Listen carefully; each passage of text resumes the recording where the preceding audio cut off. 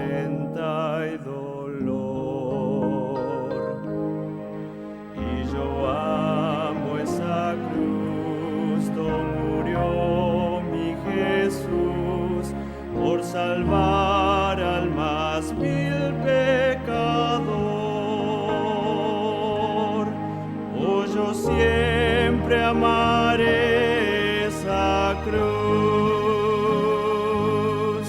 en sus triunfos mi gloria será.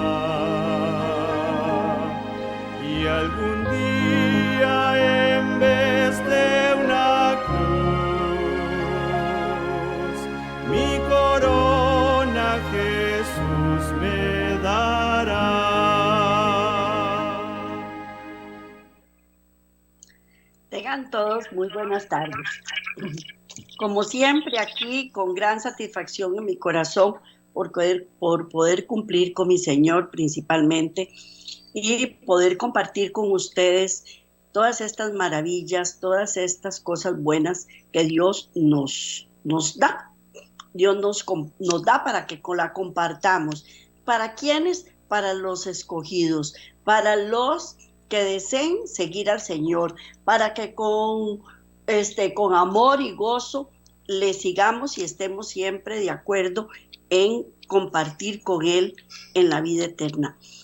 No es fácil, no lo logramos por nosotros mismos, es un trabajo del Señor hacer que nosotros estemos aptos para entrar en las alturas de los cielos con Él.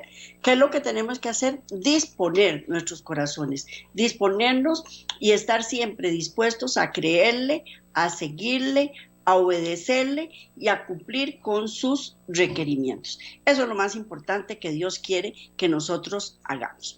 Pues hoy vamos a ver la suprema revelación. La suprema revelación, siempre dentro del tema, ved aquí al Dios vuestro.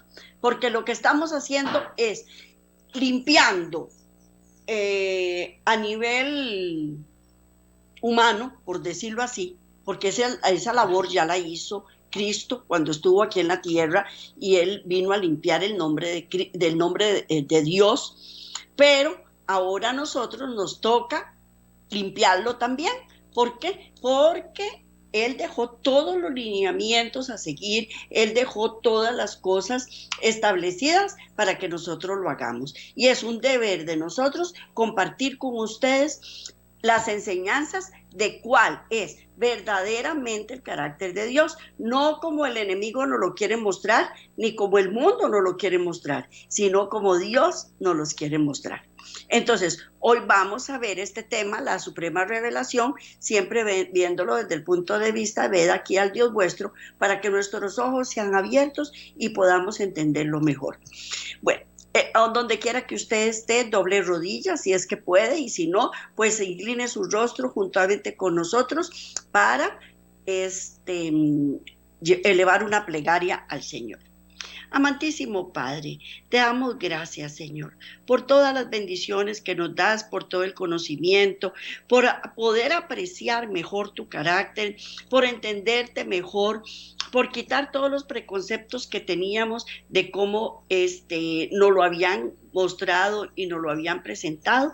Y hoy estamos aquí delante de tu presencia para que con tu inmensa sabiduría, con tu inmensa enseñanza y verdad, nos enseñas verdaderamente cómo eres y cómo es el Padre Celestial. Porque nosotros necesitamos urgentemente entenderte cada día mejor y compartir contigo cada día más.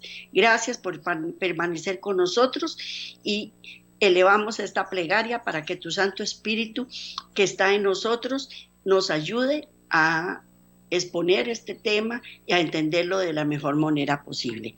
Te damos gracias, Padre, en el nombre de Cristo Jesús. Amén. Amén. Bueno, pues hoy vamos a ver la suprema revelación. La suprema revelación que es lo que queremos entender. Y siempre viéndolo desde el punto de vista, ved aquí al Dios vuestro.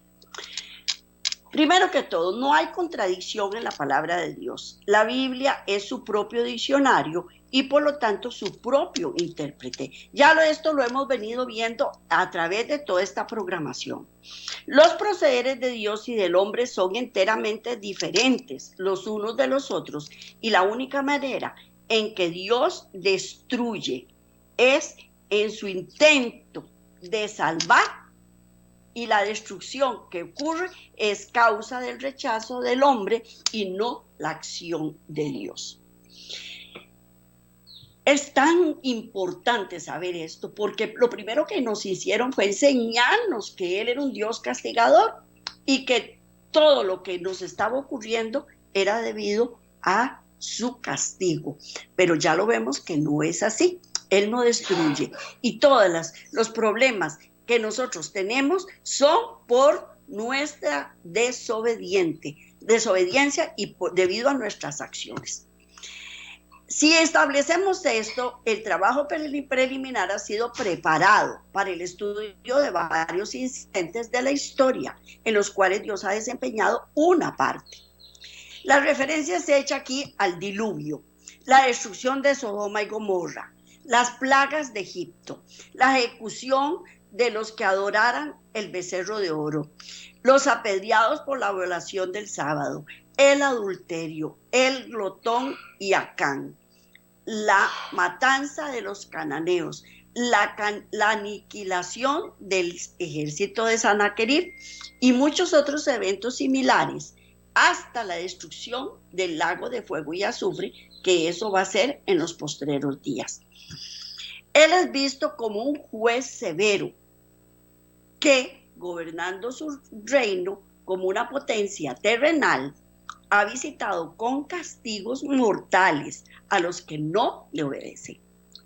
Estos conceptos han sido formados debido a la tendencia humana a pensar de Dios como siendo igual al hombre. Es natural en los hombres pensar en términos familiares. La única clase de reinos, reyes, gobernantes, leyes, castigos, destrucciones conocidos por el hombre están en la tierra. Nosotros no podemos salir de esta tierra y eso es lo único que nosotros conocemos. Entonces, tendemos a equiparar el gobierno de Dios con los gobiernos terrenales y jamás en la vida puede ser así. Los hombres son familiares con la conexión entre la posesión de grandes poderes y de despotismo, porque siempre que han habido grandes poderes, hay despotismo. Hay un refrán que dice, dame poder y me verás transformado, porque el poder corrompe, el poder transforma. Y nosotros estamos acostumbrados a ver esto en nuestros gobernantes, en nuestros jefes, en la familia. Muchos padres piensan que como son los jefes de familia, tienen que ser déspotas, y no es así. En sus propios corazones suspiran por el poder a fin de lograr gobernar sobre otros en lugar de ser gobernados. Saben que el poder adquirido puede ser solamente mantenido por la presión o destrucción de los que se oponen. Nosotros lo vemos en la actualidad. La mujer. Soy mujer y yo sé que hubo grandes injusticias cometidas sobre la mujer por los hombres. Entonces la mujer ha ido adquiriendo poder, pero se está poniendo en el lugar del hombre, está poniéndose a ser déspota como era el hombre, aprovechada, subyugadora, y eso no debe ser así, eso no debe ser así. ¿Por qué? Porque de manera que cuando ven a Dios en una posición de absoluta autoridad combinada con el poder infinito, no lo podemos concebir actuando de otro modo de lo que nosotros haríamos si estuviéramos en la misma situación. No lo podemos ver. ¿Por qué? Porque yo quiero tener poder. ¿Para qué? Para desquitarme de todo lo que me han hecho. Para poder agarrar a mis subalternos y decirles, ustedes tienen que hacer lo que yo digo. Y nosotros lo vemos en todas las personas. Todas las personas quieren que todo el mundo haga lo que ellos dicen. Y esto no puede ser así, no puede ser así. Ni una segunda consideración es dada al respecto. ¿Por qué? Porque tan natural es esta forma de pensar para el hombre que el concepto normal de la conducta de Dios en el Antiguo Testamento es sin duda aceptado. Y no puede ser así, hay que dar una segunda consideración al respecto. Para ellos están simplemente actuando en la forma aceptada y esperada de una persona situada como él está. Para algunos es Dios y puede hacer con nosotros como le parece. Pero para otros, el Antiguo Testamento ha representado serios problemas. Se horrorizan cuando leen las historias de las conquistas de Israel, en donde los hombres, mujeres, adolescentes y niños fueron despedazados sin compasión por la espada. Ese Dios debió ordenar tales atrocidades y proyectar una temible más que atractiva imagen de él. Esto trae poco ánimo al alma y tiende a insinuar un servicio de temor más que de amor. Y Dios no quiere que nosotros le sirvamos por temor. Él quiere que nosotros le sirvamos por amor. Entonces, para poder lograr ese amor, debemos desechar todos esos preconceptos. Pero entonces pensamos, ¿pero cómo? Si la Biblia nos lo dice, si la Biblia lo explica, si la Biblia lo está diciendo, y me dicen que la Biblia es verdad, tiene que ser verdad. Bueno, pero está en el Antiguo Testamento, y para muchos el Antiguo Testamento no procede ya. Y no es cierto tampoco. El Antiguo Testamento no es un lugar para empezar a indagar el carácter de Dios. Ni aún los ángeles entendieron a Dios, así como fue revelado en el Antiguo Testamento. Por eso fue que él vino a morir en la cruz. Y fue cuando a los ángeles se les fue abiertos los ojos para que ellos vieran tal y como era Dios y entendieran todo aquello que estaba pasando desde Adán y Eva hasta la muerte de Cristo. ¿Por qué? Porque no fue sino hasta el advenimiento de Cristo y especialmente hasta la demostración del infinito amor y justicia dados en el Calvario que pudieron ver a Dios tal como Él es realmente, tal como Él es realmente. Al mismo tiempo, Satanás fue revelado en la verdadera luz. Por primera vez los ángeles fueron altamente convencidos de la justa causa de Dios. Las evidencias bíblicas para esto han sido ya citadas, pero es apropiado volverlas a citar. Satanás fue revelado a los ángeles como él era, pero al hombre no, porque el hombre en ese momento no tenía los ojos abiertos para ver a nivel espiritual. Entonces, ¿qué fue lo que pasó? ¿Cómo hacemos nosotros para dilucidar todo esto si nuestros ojos no pueden ver más allá de lo que nosotros vemos aquí en la tierra? Bueno, pues fue hasta la muerte de Cristo que el carácter de Satanás no fue revelado claramente a los ángeles ni a los mundos que no habían caído.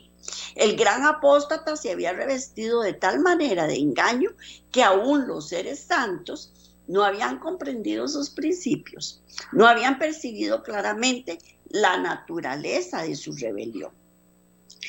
En la cruz, Satanás vio que su disfraz le había sido arrancado.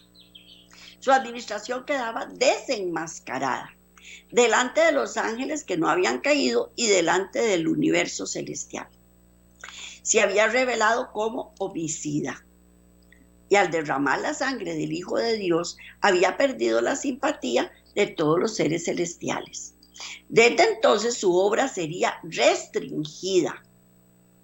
Cualquiera que fuese la actitud que asumiese, no podría ya acechar a los ángeles mientras salían de los atrios celestiales, ni causar ante ellos, ni acusar ante ellos a los hermanos de Cristo de estar revestidos de ropas de negrura y contaminación de pecado. Estaba roto el último vínculo de simpatía entre Satanás y el mundo celestial. Hay una estrecha relación entre entender el mal carácter de Satanás y la falsificación del carácter de Dios. Porque, ¿qué es lo que pasa? Estamos tan acostumbrados a tanta maldad en la tierra que nuestro corazón está cauterizado ya. Y para nosotros, Dios es exactamente igual que cualquier persona de la tierra, incluyendo a Satanás. Y no es así jamás, jamás de los jamás.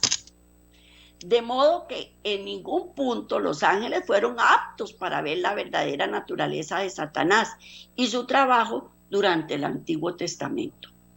Luego, en ese punto fueron habilitados para comprender correctamente los principios de Dios, su carácter y su proceder. Si los ángeles, en su gran nobleza de poder intelectual y espiritual, y participantes personales de la obra de Dios, la dispensación del Antiguo Testamento, tenían todavía conceptos inciertos de Dios, entonces es imposible para la mente del hombre entender a Dios. Si ellos, que podían ver todo lo que era a nivel espiritual, todavía estaban confundidos, pues nosotros mucho más, que no vemos más allá, no podemos ver más allá. Cuando las revelaciones de Dios, como fueron dadas por Cristo en la cruz, dispensaron las tinieblas con las que Satanás había oscurecido el carácter de Dios, los ángeles pudieron volver a revisar el pasado desde una nueva perspectiva, desde una nueva luz. Y eso nos va a pasar a nosotros, si Dios lo permite, cuando nuestros ojos sean abiertos. Y entonces ya podemos ver todo como lo ven los ángeles, como lo ven los ángeles. En la radiante gloria de Cristo y el Calvario hallaron el misterio resuelto y las manchas oscuras iluminadas. Perfecta paz llenó sus almas una vez que se regocijaron en la liberación de las falsas concepciones del pasado. Lo que fue necesario para ellos es aún más necesario para los finitos peregrinos que buscan el conocimiento de Dios, que es vida eterna. Esta búsqueda tiene que comenzar con las filas y completas revelaciones existentes de Él. Al llegar a este punto, se impresionará la mente del investigador la necesidad de penetrar más allá del concepto común del Dios del Antiguo Testamento. Cuando nosotros lleguemos a este punto, tenemos que empezar a escudriñar las Escrituras, a estudiarlas desde una nueva perspectiva para poder quitar los preconceptos que teníamos y adquirir nuevos conceptos. Para muchos, la revelación de Dios en el Antiguo Testamento, comparado con la manifestación de Cristo en el Nuevo, ha presentado una imagen contradictoria. Dios es visto como un severo y estricto legislador, como un estricto y severo legislador, que no permite que su voluntad sea frustrada. Mientras que Cristo es visto como un tierno, benigno y amoroso perdonador del pecado. A Dios se describe con un carácter y a Cristo con otro. Esa es otra de las cosas que hemos visto, porque a nosotros se nos presentó en el Antiguo Testamento como un Dios castigador, pero cuando vino Cristo a esta tierra, era amoroso, tardo para la ira, grande en misericordia. Entonces, ¿qué pasó? Era muy diferente el carácter de Cristo y era muy diferente el carácter de Dios. A Dios se le describe como un carácter y a Cristo se le describe como otro. Esto destruye las preciosas verdades de que Cristo y el Padre son una autoridad. En carácter, en espíritu, en propósito y trabajo. Recordemos que son 3 personas en una sola funcionando. Y por eso tienen que tener la autoridad, el carácter, el espíritu y el trabajo tienen que ser iguales.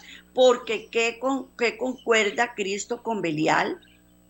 ¿Qué hace el bueno con el malo? ¿Se pueden llevar a cabo? No, no se pueden llevar a cabo. Entonces, los 3 tienen que tener el mismo carácter, el mismo espíritu, el mismo propósito y así juntos realizar el mismo trabajo. La creencia es que Cristo es el que apacigua la furia del Padre. Bueno, y para muchos es María la que apacigua. Y no es así.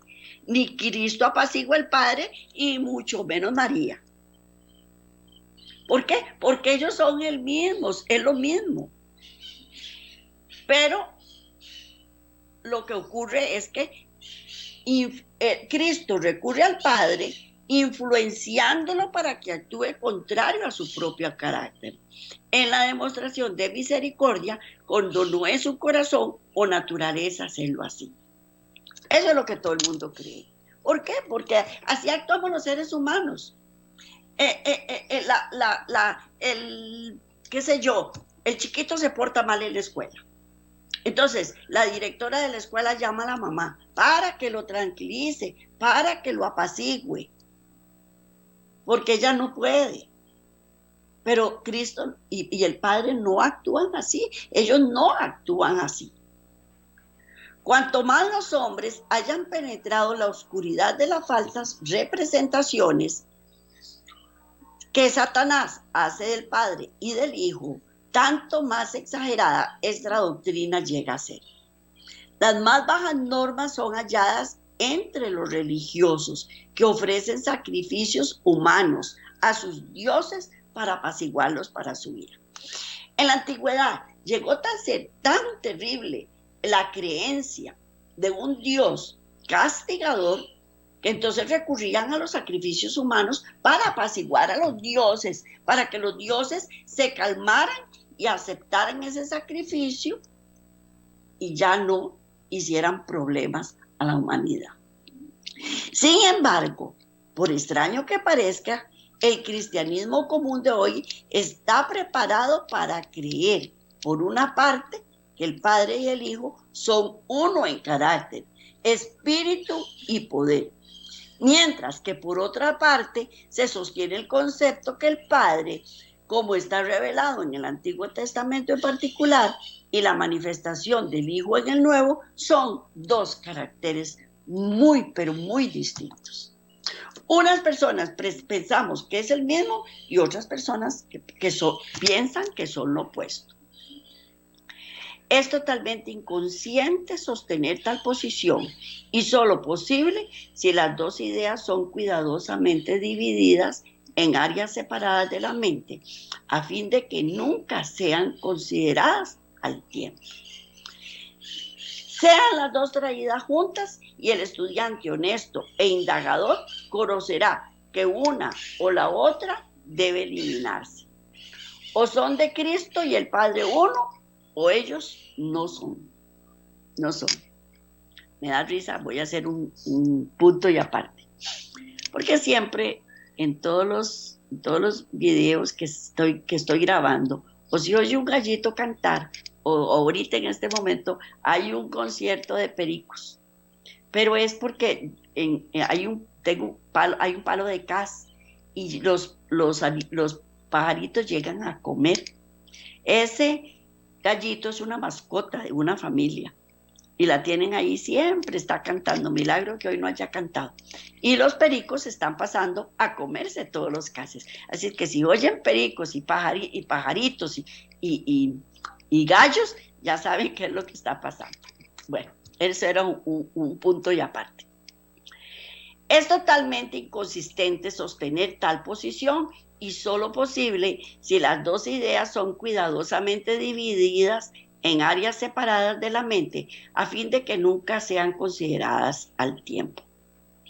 No es difícil de resolver este problema, porque las escrituras son enfáticas. Y vamos a leer Juan 10:30. Vamos a leer Juan 10:30, que dice así: yo y el Padre somos uno. Juan 10:30 dice: yo y el Padre somos uno. Somos uno.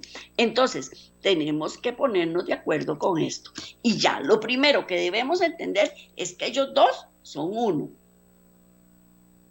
Ahora vamos a leer Juan 10, del 37 al 38. No lo puse. Vamos a leerlo, no importa. Juan 10, del 37 al 38. Vamos a leerlo.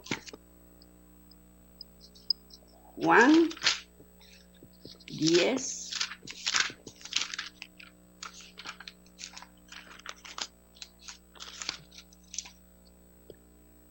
Juan 10. Se me perdió el libro de Juan, pero ya lo encontré. Juan 10, del 37 al 38, que dice así: si no hago las obras de mi Padre, no me creáis. Mas si las hago, aunque no me creáis a mí, creed a las obras, para que conozcáis y creáis que el Padre está en mí y yo en el Padre. Repito, Juan 10, 37, 38. Si no hago las obras de mi Padre, no me creáis. Mas si las hago, aunque no me creáis a mí, creed a las obras, para que conozcáis y creáis que el Padre está en mí y yo en el Padre. Y yo en el Padre. Y Juan 14, 17, 11. Juan 14, espérense para ver, para rectificar, del 7 al 11. Juan 14, del 7 al 11. Primero vamos a leer del 7 y 9. Si me conocéis, también a mi Padre conoceríais, y desde ahora le conocéis y le habéis visto. Felipe le dijo: Señor, muéstranos el Padre y nos basta. Y Jesús le dijo: tanto tiempo hace que estoy con vosotros y no me has conocido, Felipe. El que me ha visto a mí, ha visto al Padre. ¿Cómo pues dices tú, muéstranos al Padre? Juan 14, 10, 11. Dice así. Juan 14, 10, 11 dice: ¿no crees que yo soy el Padre? Yo soy en el Padre y el Padre en mí.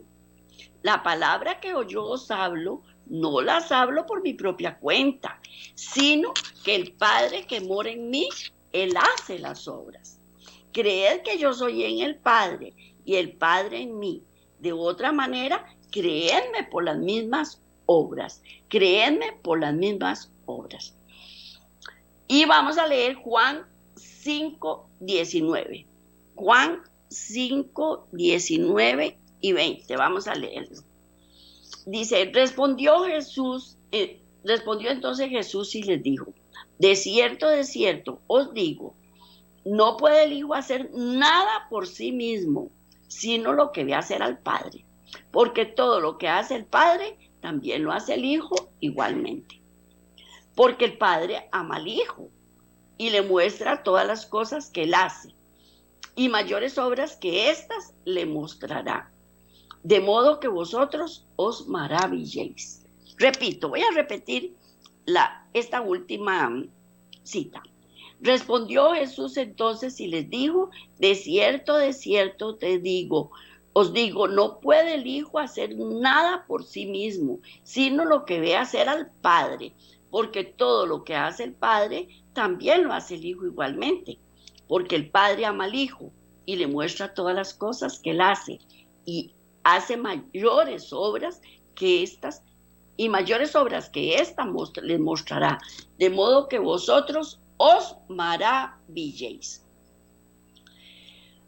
Por estas palabras, Cristo, en beneficio de su Padre, niega que no había diferencia entre ellos en carácter o en trabajo. Los dos están muy unidos, del modo más íntimo, con el propósito dedicado de salvar al perdido. Cristo no tiene que apaciguar al Padre, jamás, porque Él está haciendo exactamente lo que el Padre comisionó a hacer. También hay una palabra que dice, aquí te traigo los que me diste. Esa palabra a mí me impactó mucho, porque ahí yo me di cuenta que yo no había sido escogida solamente por el Hijo, sino que había sido escogida también por el Padre. Qué importante que es tener un buen concepto de un Padre, tanto en lo terrenal como en lo espiritual, porque si usted tiene un buen concepto de su Padre en lo terrenal, es más fácil para usted tener un buen concepto del Padre Celestial. Así es que tenemos que ir cambiando también esos preconceptos. Por estas palabras, Cristo, en beneficio de su Padre, niega que no había diferencia entre ellos, en carácter, en trabajo. La división es el objetivo de Satanás, pero el gran propósito de Dios es traer todas las cosas en el cielo y en la tierra a la unidad. Vamos a leer Efesios 1 del 9 al 10. Efesios 1, vamos a buscarlo. Efesios 1, 9 y 10, que dice así. Dándonos a conocer el misterio de su voluntad según su beneplácito, el cual se había propuesto en sí mismo de reunir todas las cosas en Cristo, en la dispensación del cumplimiento de los tiempos, así las que están en los cielos como las que están en la tierra. Repito, dándonos a conocer el misterio de su voluntad, según su beneplácito, el cual se había propuesto en sí mismo de reunir todas las cosas en Cristo, en la dispensación del cumplimiento de los tiempos, así las que están en los cielos como las que están en la tierra, como las que están en la tierra. Y así nosotros vemos que el pecado tuvo su origen en el egoísmo. Lucifer, el querubín protector, deseó ser el primero en el cielo. Trató de dominar a los seres celestiales apartándolos de su creador y granjearse su homenaje.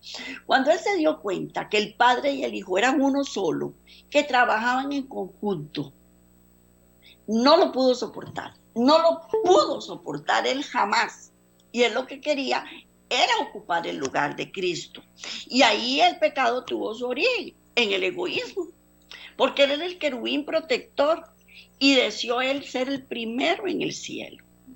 Trató de dominar a los seres celestiales apartándolos de su creador y granjearse su homenaje. Para ellos representó falsamente a Dios, atribuyéndole el deseo de ensalzarse.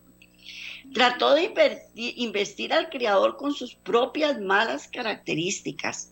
Así engañó a los ángeles y también sedujo a los hombres y los indujo a dudar de la palabra de Dios y a desconfiar en su bondad. Por cuanto Dios es un Dios de justicia y terrible majestad, Satanás lo indujo a considerarlo como severo e inexorable, y así consiguió que se uniesen con él en su rebelión contra Dios. Así como Dios está unido con el Padre, así Dios quiere que nosotros estemos unidos con ellos también, con los dos, con el Padre y con el Hijo. Pero Satanás no quiere eso. Entonces él lo que quiere es que nosotros nos aliemos a él para, según él, entre comillas, ganar la batalla. Entonces, ¿qué fue lo que pasó en el jardín del Edén? Adán creyó la falsa representación que hizo Satanás de Dios. Se cambiaron el carácter y el destino del hombre. Pero si los hombres creen en la palabra de Dios, Él nos transforma nuestra mente y nuestro carácter y nos hace idóneos para la vida eterna. Por eso no tenemos que creer en las patrañas de Satanás. Debemos creerle a Dios. ¿Para qué? Para que Él me transforme. Porque tengo tantísimas cosas feas en mi mente que solo Dios me las puede quitar. Y solo tomado de su mano lo puedo lograr. Porque de lo contrario, no puedo cambiar. Yo por mí misma no puedo cambiar. Pero el método empleado por Satanás solo puede ser contrarrestado por la restauración de la verdad acerca de Dios. Ese carácter fue manifestado en todos los tratos de Dios con los seres leales y rebeldes entre la caída y el primer advenimiento. Pero los hombres influenciados y cegados por Satanás no pudieron ver las realidades ofrecidas allí. El amor de Dios hacia la humanidad en el Antiguo Testamento no se pudo ver. No lo se pudo ver. ¿Por qué? Porque Satanás nos tenía a la humanidad completamente convencida de que Dios era lo que no era. Entonces, cuando vino Cristo, primero que todo no lo esperaban como vino. Y segundo, no lo entendieron. Vamos a leer Hebreos 1:3. Hebreos 1:3, que dice así. Dice así. El cual, siendo el resplandor de su gloria y la imagen misma de su sustancia, y quien sustenta todas las cosas con la palabra de su poder, habiendo efectuado la purificación de nuestros pecados por medio de sí mismo, se sentó a la diestra de la majestad en las alturas. Siempre me gusta repetir las citas bíblicas, así que las repito. El cual, siendo el resplandor de su gloria y la imagen misma de su sustancia, y quien sustenta todas las cosas con la palabra de su poder, habiendo efectuado la purificación de nuestros pecados por medio de sí mismo, se sentó a la diestra de la majestad en las alturas. En las alturas. ¿Por qué siempre me gusta repetir las citas? Me gusta repetirlas porque no es lo que yo digo, es lo que la palabra de Dios dice. Y aquí lo más importante es lo que Dios dice, no lo que yo les pueda decir. Había un solo ser que podía dar la demostración, y este fue Cristo, el cual, siendo el resplandor de su gloria y la imagen misma de su sustancia, el Salvador anhelaba profundamente que sus discípulos comprendiesen con qué propósito la divinidad se había unido a la humanidad y vino al mundo para revelar la gloria de Dios a fin de que el hombre pudiese ser elevado por su poder restaurador. Jesús es la imagen del Padre, es el resplandor de su gloria. Fue abnegado redentor en toda su peregrinación de amor en el mundo. Era una representación viva del carácter de Dios. Y en su vida se manifestó en el amor nacido del cielo. Los principios fundamentales de Cristo sirven de base a las leyes de la rectitud eterna. Vamos a leer Juan 14:9. Vamos a leer Juan 14:9.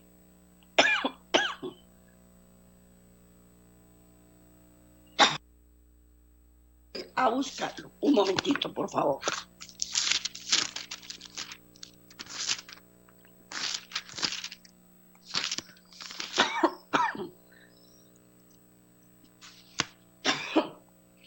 Jesús le dijo. Bueno, sí, ya yo eran las primeras citas. Dice, tanto tiempo hace que estoy con vosotros y no me has conocido, Felipe. El que me ha visto a mí, ha visto al Padre. ¿Cómo pues dices tú, muéstranos al Padre? ¿Cómo pues dices tú, muéstranos al Padre? Jamás, jamás. Él esperaba que nosotros veamos al Padre a través del Hijo. Eso es lo que Él espera. Eso es lo que Él quiere. Eso es lo que Él añora. ¿Por qué? Porque vino a hacer lo que el Padre le dijo que hiciera. Y es un error limitar la función de Cristo a un sacrificio por lo que la pena del pecado fue pagada. Él vino a pagar ese rescate. Y esto no puede ser simplificado o despreciado. Pero también igualmente vino a otras tareas a cumplir. Él vino también para demostrarnos que Cristo toma nuestra vieja naturaleza humana y la hace partícipe de la naturaleza divina.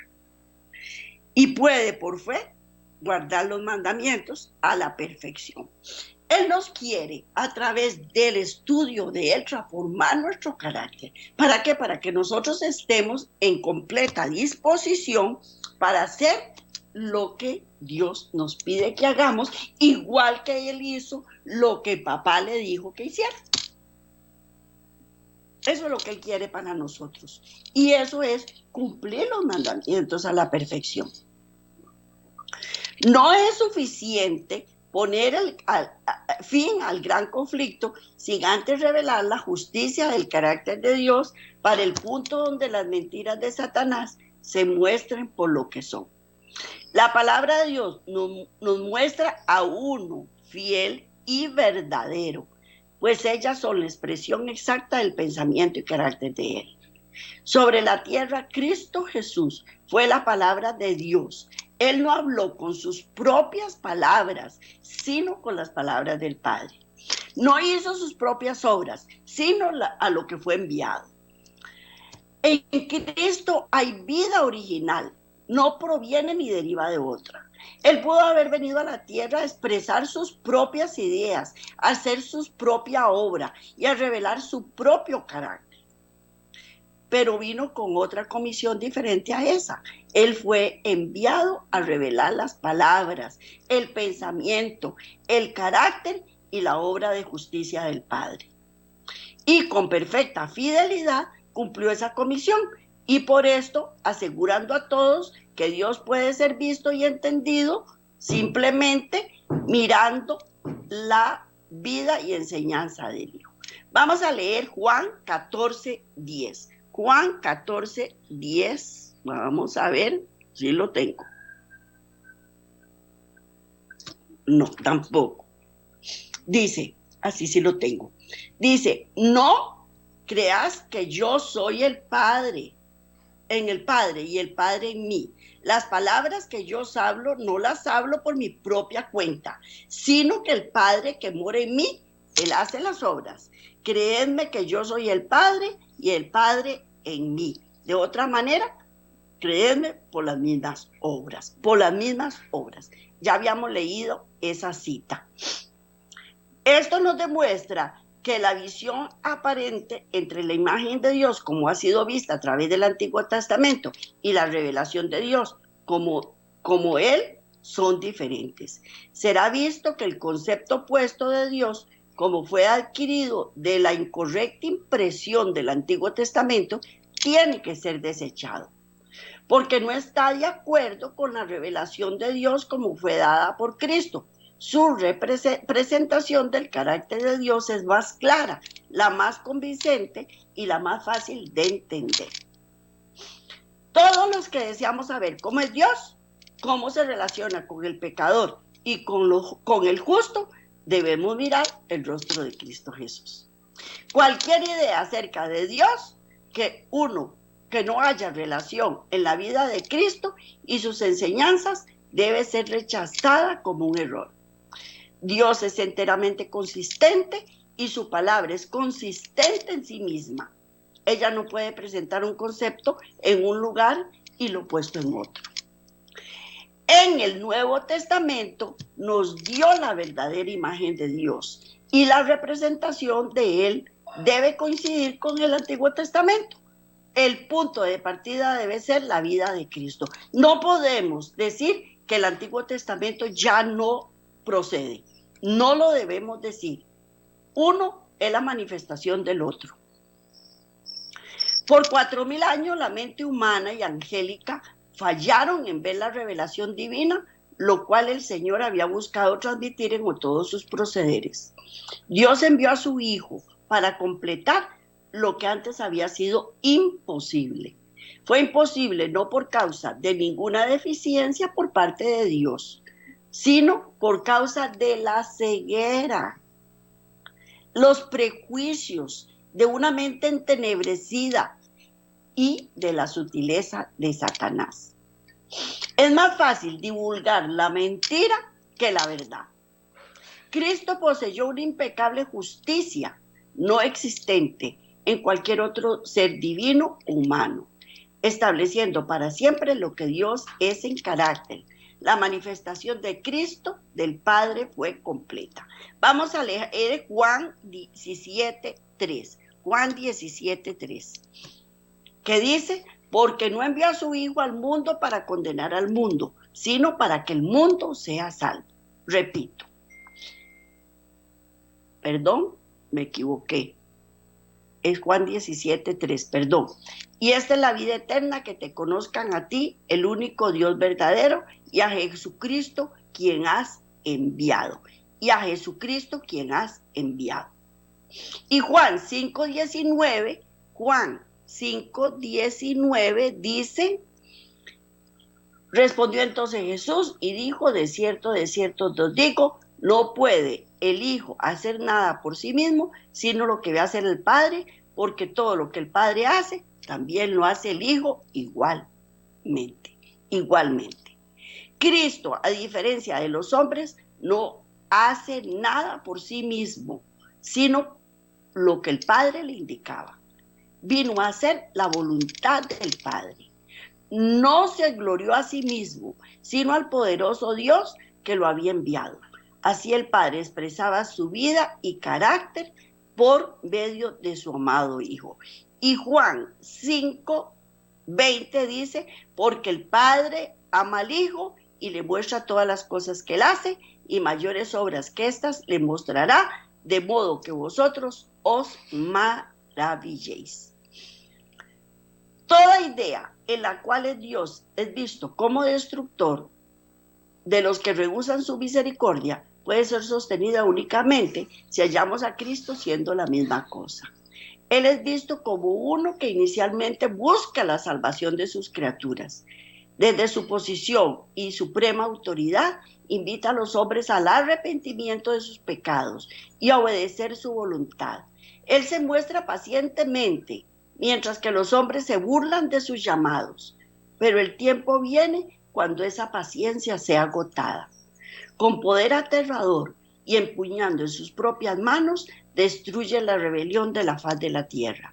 Y así mostrando que no es un Dios destructor para ser burlado. No es un Dios para ser burlado. Así confirma su voluntad con el uso del poder destructor, convenciendo a los hombres que deben obedecer o perecer. Y esto es un concepto tradicionalista.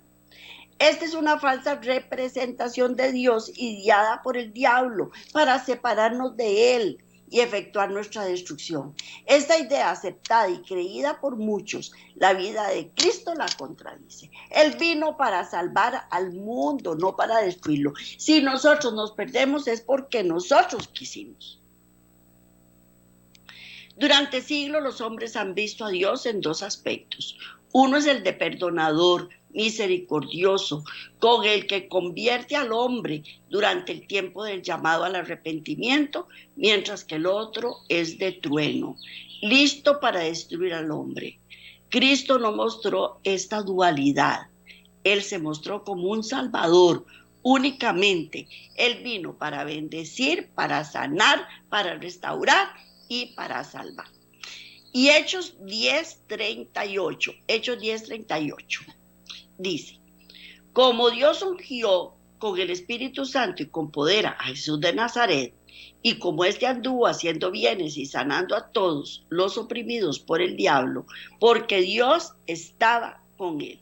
Repito, como Dios ungió con el Espíritu Santo y poder a Jesús de Nazaret, y cómo éste anduvo haciendo bienes y sanando a todos los oprimidos por el diablo, porque Dios estaba con él. Porque Dios estaba con él.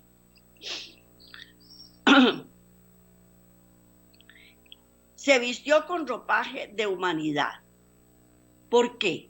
Porque Dios fue ungido con el Espíritu Santo y con poder. Por eso fue. Y entonces se vistió con ropaje de humanidad. Lleno de simpatía y amor, nadie temía aproximársele. Era bondadoso con todos y accesible por los humildes. Iba de casa en casa, sanando enfermos, alimentando a los hambrientos, consolando a los dolientes, aliviando a los afligidos, llevando paz a los acongojados.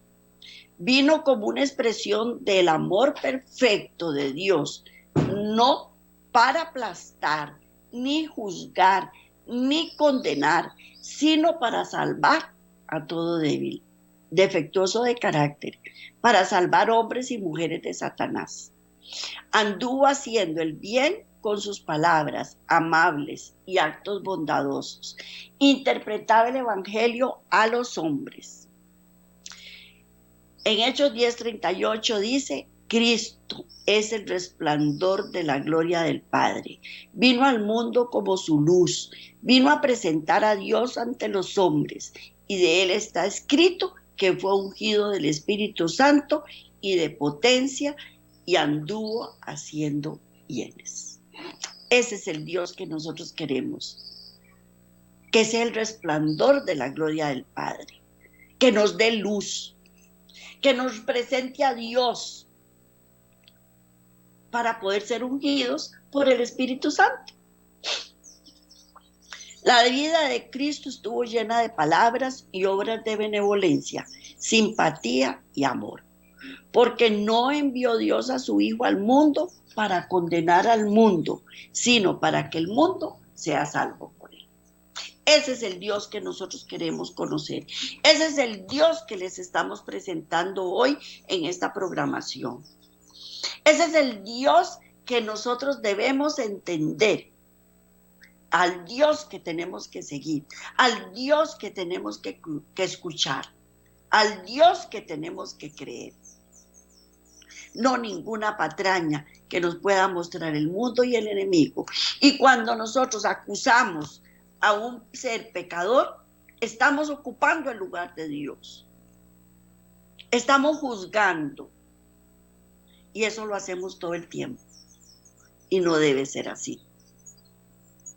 Tenemos que tener compasión del pecador, porque Dios tuvo compasión de nosotros y nos restauró y nos sigue restaurando, porque estamos llenos de delitos y de pecados. Pero somos muy rápidos en juzgar y decir: no quiero compartir con nadie porque es un vil pecador. Y no estamos viéndonos a nosotros mismos. Y ahí es donde ocupamos el puesto de Satanás. Y no debe ser así. Que el Señor me los bendiga grandemente, que tengan una excelente semana, que todas estas cosas que les estamos enseñando aquí se las apropien y las manifiesten en su carácter. Le pido a Dios desesperadamente que me ayude a mí también, porque yo tengo grandes flaquezas también que tengo que enmendar. Somos muy rápidos para juzgar y de apartar a las personas que no están haciendo las cosas conforme a Dios, y no estamos viendo que hay muchas cosas que nosotros estamos haciendo que van en contra de Dios. Que Dios me los bendiga, los proteja, los guarde y que tengan una excelente semana. Nos vemos de hoy en 8 si Dios quiere.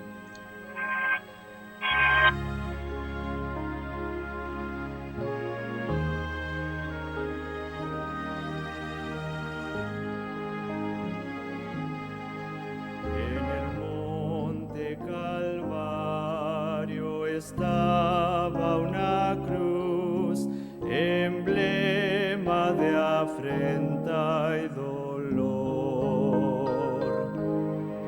Y yo amo esa cruz, donde murió mi Jesús por salvar al más vil pecador.